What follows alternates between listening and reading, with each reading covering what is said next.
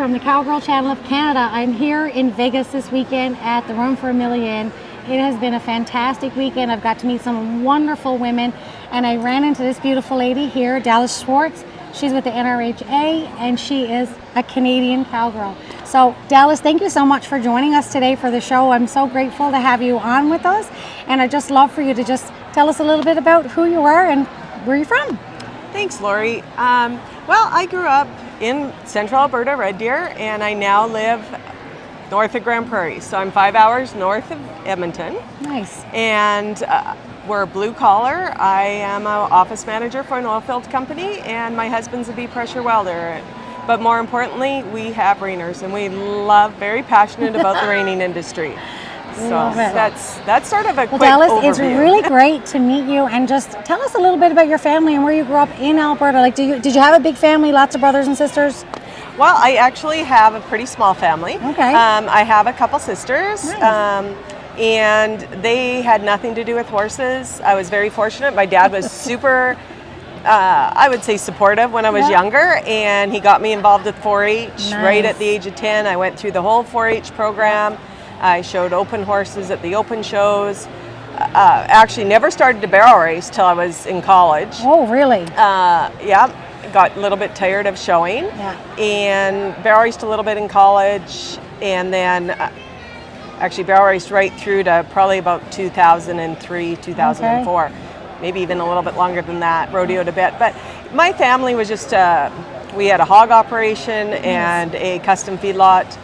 So had really, nobody had any interest in horses whatsoever. Right.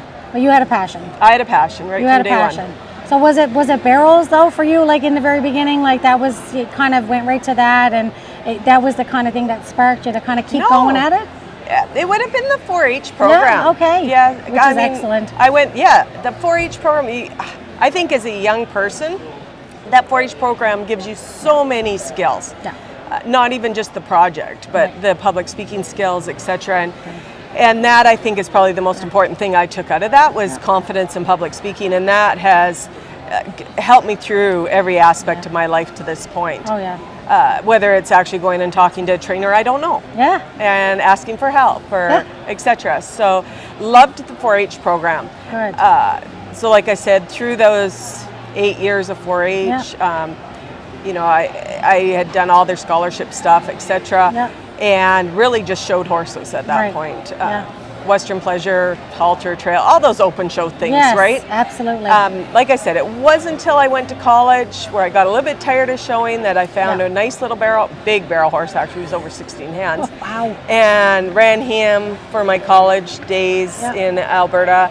Then when I went away to University of Montana to get my economics degree and my ag business degree, he just sat at home. And then bought another horse when I got done university and rodeoed a bit till 2001, well actually longer than that, and then when I moved north is really when I got involved in the reining aspect. You have been very busy, like that right there, like I mean, and that's at what point in your life? That's college, barrel racing, and then so what was the next thing that kind of happened for you after with the barrels? Like when did you stop competing in barrels, or did you? Well, so I met my current husband when I moved to northern Alberta, and he had been dabbling and taking some reining clinics. I had my good barrel horse. He's a big Appy, high sign nugget horse. Nice. It's about 15.2. And so he's sort of bred to be a cow horse, actually. Anybody that knows high sign nugget knows the background there. And so because my husband was playing a little bit, going to some reining stuff, we were fortunate that Reining Alberta had a grassroots movement, and they have 3 branches, a Peace branch, North branch, and a South branch in Alberta, and each branch puts on these little schooling shows. Yeah, well that's really interesting. So when you were working with the barrel horses and you got involved in this, and it's a fun event, right? Like having people come in, do open and stuff like that. What was kind of something next that happened for you that was like maybe a change where you kind of shifted how you were about what you were doing in your life, your career then? Really, it was through that process of starting to go to some of those little schooling shows up in the Peace Country, and I was still rodeoing. So at that point, I put sliding plates on my rodeo horse with corks, and I'd take him to a horse show one day, schooling show, And the next day I'd go rodeo on him. Wow. And I mean, that he was that good-minded. Yeah. So that's sort of where it went. Yeah. And then as we started having a little bit more fun doing the reining stuff, we thought, let's get a little bit more help. And so we had been taking some clinics, and generally what happens when you take a clinic and you find a trainer that's a clinician that you like, you tend to maybe try to go down and get some more help. And that sort of escalated, and we put, actually the barrel horse went into training to be a reiner, and I mean, was not the best reiner, but he was a stepping stone for us. And we continued to use that whole avenue of the schooling shows, and at that time Reining Alberta had a stepping stone, and they called it the Provincial Challenge. Nice. And what it was is, for the average person, especially if you don't ride with a coach, it's really scary to go to an NRHA show. Yeah. It's intimidating. Very. And that Provincial Challenge actually took the top 3 out of I believe it was the top 3, it was a lot of years ago, but it took individuals out of each branch, and you went to Red Deer to the NRHA show, and you competed against the people that were in the same position as you for the provincial championship. Excellent.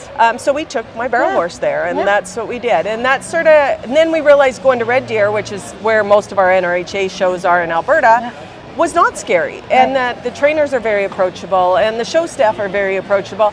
And you know what? They're in the grassroots classes there. Everybody's at the same level as I was at that point. So makes it a little bit more, you can get some confidence. Attainable. You can get some confidence there, And you realized very quickly that, oh, you're no different really than anybody else there. So now, currently, Reining Alberta does not have that provincial challenge anymore. COVID put a little bit of a hitch in it, etc.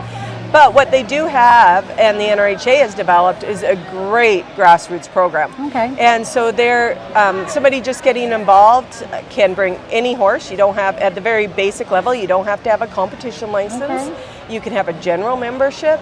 You can lease a horse if you want. You don't even have to have horse ownership at that point, at the very green as grass type classes there. So it's very affordable. It's a way to get your feet wet, especially for those parents maybe that have a little young girl, young boy that wants to get involved, and they don't know that they want to spend a lot of money to see if this is something they're going to stick with. It's a great level to get them in and just see how it goes. That's really good. Like, and there are so many people, like I know a lot of people that rode or competed, or their family, like everything they were involved in was like a more or less an English base hunter jump or something. And they just kind of step over and they try the reining for a little bit, and they're like, hey, I like this, and so I know a lot of people that are mixed, like husband and wife team, and like she was English and now she's she's doing dual, and that's the fun part about reining, and so that's excellent.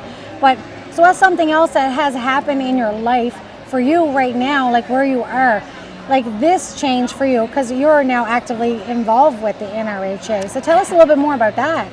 Well, as we got a little bit more with Reining Alberta, competing, we upped our quality of horses, the genetics a little bit, and started to bring, through again the grassroots program, there was, at Red Deer you can get qualified to go to Oklahoma City. And this again is their grassroots affiliate program at all levels. So the rookie level was you've won less than $500 and you can go down. So again, it's designed for those beginners coming in.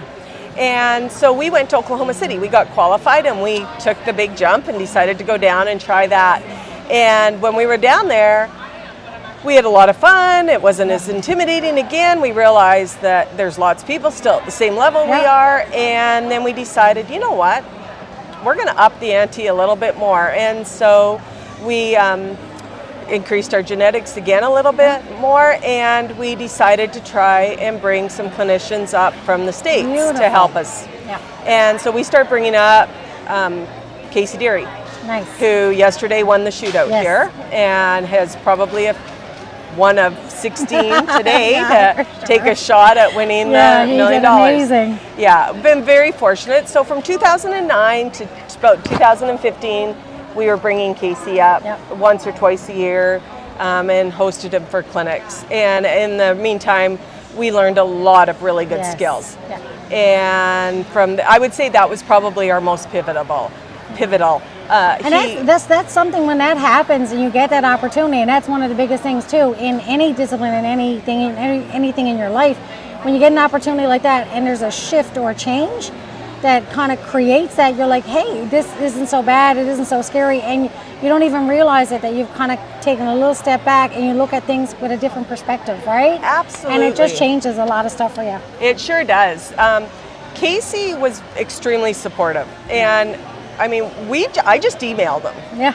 When we were heading home from that first time in Oklahoma City, I emailed him and said, hey, we've got this horse, young horse, would you be interested in taking them? And he said, yep, but you have to make a commitment. Right. You know, if that horse is in 30 days, if I say it needs to go home, you need to come get it. Yeah. Well, it's a long drive. It's 4 days of driving to Texas to get him home. But we made that commitment, and it paid off in spades for us. Yeah. But if I never had taken that chance of reaching out, and these guys are very approachable. Yeah. And in Alberta, we've got such great trainers in Saskatchewan and BC.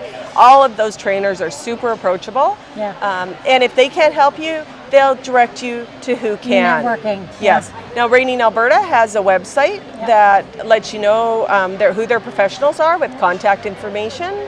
So it really is a wonderful place to get info on how to get started in the sport, for example. However, how did I get into becoming on the NRHA board? Well, Reining Canada needed a rep out of Western Canada. I was approached by Reining Alberta, who I had sat on that board, because again, I truly believe in the grassroots. Yes. And so I believe it's so important. It is. And if you want it bad enough, you need to be part of the movement. Right. And that means being supportive and being on boards, etc. Yes. And so ended up on Reining Canada. 3 years ago, I ended up coming in and becoming part of the NRHA board, which was very enlightening. Yeah. And the next thing I know, I'm now the chair of the affiliate committee, because, and that is a really important committee to me, because it is the grassroots movement. Yeah. So you're actively a part of that. So you're seeing it from a different seat, a different perspective now that you're actively in that position. So what's something that you're really excited about that? I think there's a number of things. Again, the fact that the last 2 years we've really relaxed the qualification process from the affiliate finals in each region. Okay. Anybody can go to those finals now. Right. And if you're above a 0, you can choose to go to Oklahoma City or not. In those classes you qualify. And the reason we did that as an affiliate, one, COVID had a big part of that. Yeah. And two, we realized that the more people we have there, the higher the competition is, and at the higher levels in the rookie. And it's a lot more satisfying winning over 100 people than it is over 3 or 4. Yeah. And you're only as good as your competition. So you will only get sharper, you will only get better if you challenge yourself and you go down that road. Beautiful. So that probably is one of the most exciting things about the affiliate committee, what they've accomplished. And it was a big step. It was a big change. Oh yeah. For them. And for you too, like to be a part of it. And like I said, like that different seat, that different perspective. So you're sitting somewhere now where you have a different understanding of it, right? And so if someone were to reach out to you to find out more and to get information, they can contact you and stuff like that. And if you were to tell somebody, like, because as you just said, like your process, like, you know, college barrel racing and then going doing that open and just like, and now where you're sitting now, if you were to tell somebody that was looking at you and looking at your story today, what would you say to that person? Like, you know, what would you give them as a bit of an inspirational thing to say, you know, you can do this too, not like what you're doing exactly, but the process, right? The process of getting somewhere with what you want to do, what you're passionate about. Exactly. No, I think, first of all, there's a misnomer that you need money for this event. Yeah. That it's only the people that are wealthy can do it. Right. And we are not wealthy. We made this happen. Right. And it happened because we believed. Beautiful. And we made the effort and we followed through, and we, you know, to put it into perspective, we work 12-hour days. We get home, we load horses, we haul to the arena, we get home at 11 o'clock at night. And that's what it takes. If Yes. you want it bad enough, whether you're 10, 12, 20, 60, 50. yeah, 50, you can do it. You just have to have that desire and drive. You can, I guess the big thing is don't be scared to reach out. And again, anybody is approachable in the industry. The Reining Alberta has a great website. Excellent.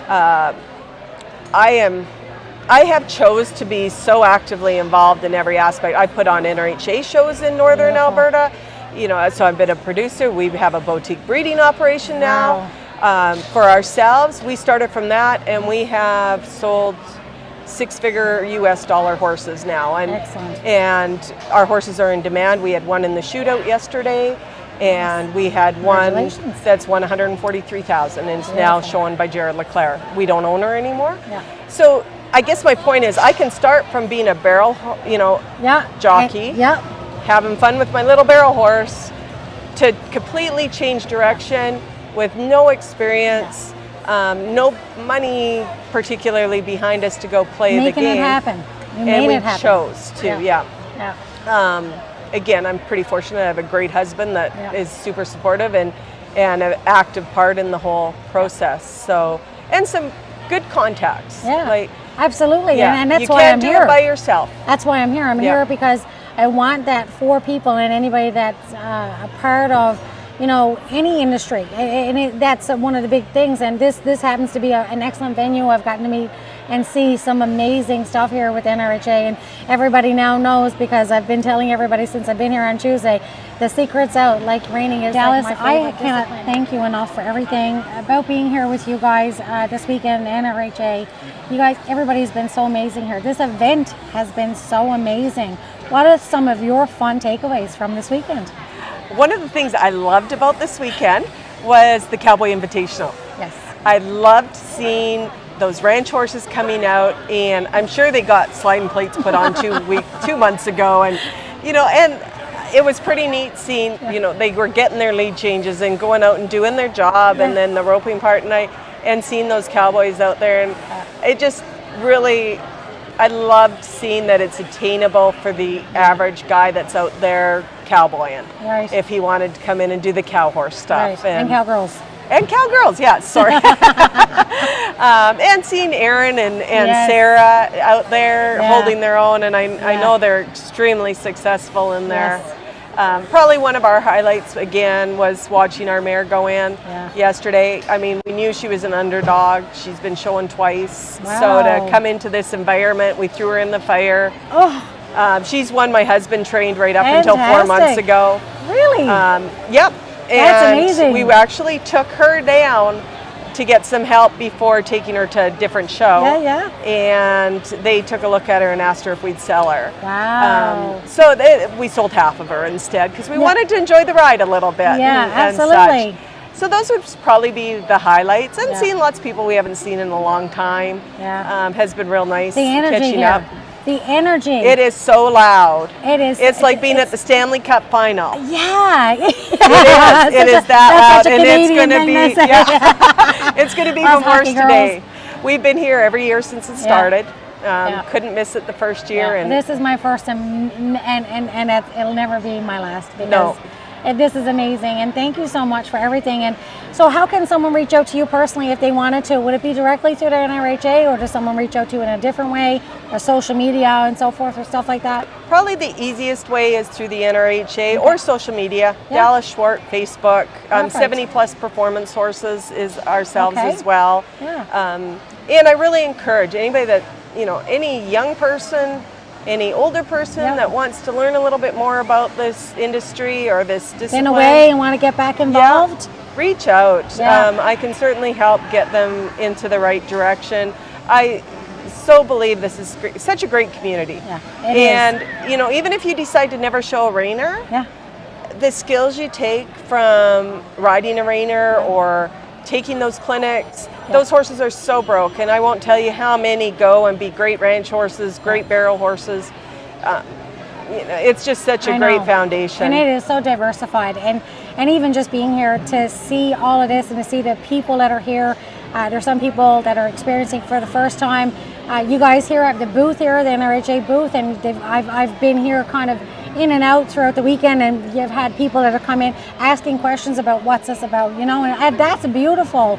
You guys have a great staff and a great presence here. Sure do. And it's been amazing. It's just, I cannot wait. I can't wait for your future, because you're on fire. You're doing so much, and for the industry, and just being, like you said, so actively involved in it. And that's a big thing, because not everybody wants to step up.